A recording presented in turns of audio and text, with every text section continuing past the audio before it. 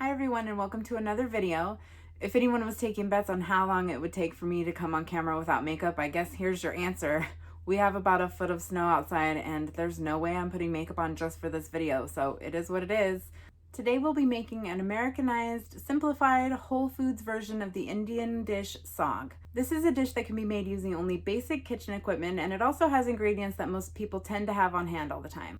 It's my understanding, and feel free to correct me in the comments if I'm wrong, because I'm definitely no expert here, but the word saag refers to a mixture of both bitter and milder greens. The bitter greens are like turnip greens, mustard greens, kale. Milder greens are spinach, chard, beet greens, and things like that.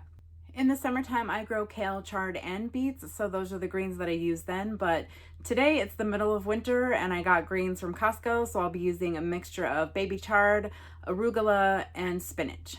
In this case, it's not so much the specific recipe that I'm trying to show, but more so a technique, because this is a technique that you can use to really make a sauce out of any kind of greens, and then you can add other ingredients to it depending on the season or what you have on hand in order to flesh it out.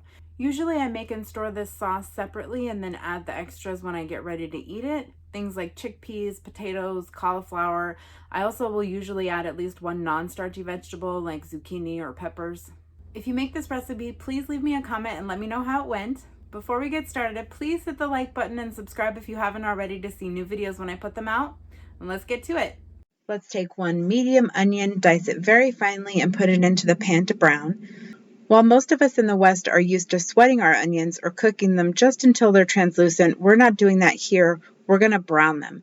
And that's great for plant-based food because it will help us replace some of the umami flavor we traditionally get from animal products. Now I'm adding a mixture of chopped garlic, ginger, and chili pepper. In this case, I'm using jalapeno because that's what I had on hand, but I'll use serrano or habaneros too. Leave it out if you don't like spicy food. This is probably about a 2-inch chunk of ginger and 10 garlic cloves.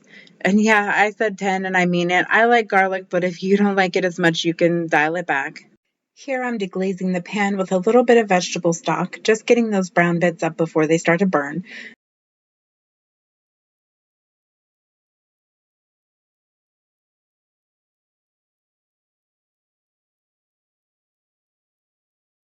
Now I'm adding all of the spices to the pan to toast them lightly.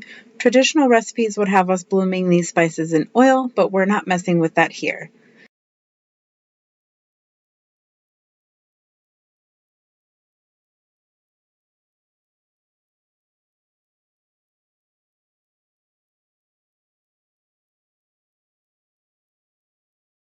Now it's time to add the tomatoes. This is 2 cups of pureed tomatoes that I grew myself, but I recommend using diced tomatoes if you're going to go the canned route here. I also suggest pureeing the sauce at the end if you're going to use diced canned tomatoes.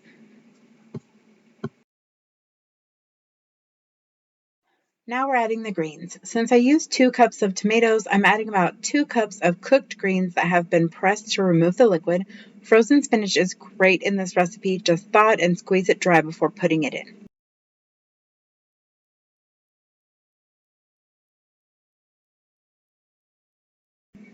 Now I'm going to add a little bit more veggie stock just to keep things loose, and then I'm covering to simmer for about 10 minutes on low heat before adding a little bit of salt and lime juice.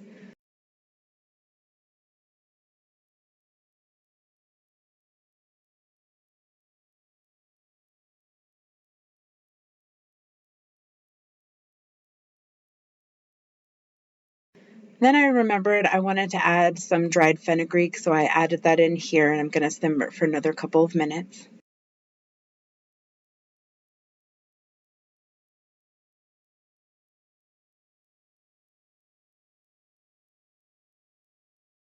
Here I'm adding about half a cup of coconut milk.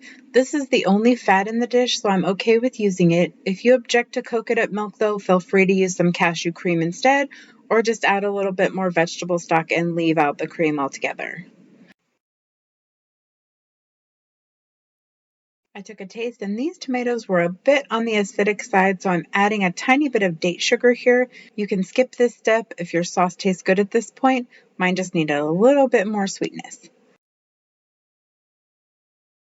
Taste one more time to adjust for salt and we're ready to go.